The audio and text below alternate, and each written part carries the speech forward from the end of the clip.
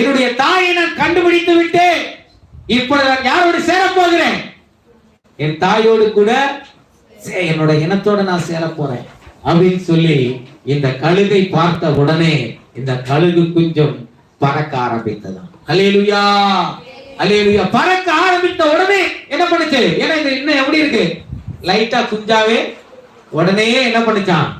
இது தன்னோடு கூட அழைத்து சென்று வனாந்தரத்தில் அந்த கண்மலையில வைத்துக் கொண்டு தன்னுடைய குஞ்சுக்கு பறக்க கத்து கொடுத்தான். பறந்து போகுமா, தன்னுடைய மேல, தன்னுடைய ரெக்கை மேல கீழே டப்புன்னு விழுகுமா. விழும்பொழுது கீழே விழுற மாதிரி போகும் அந்த குஞ்சு.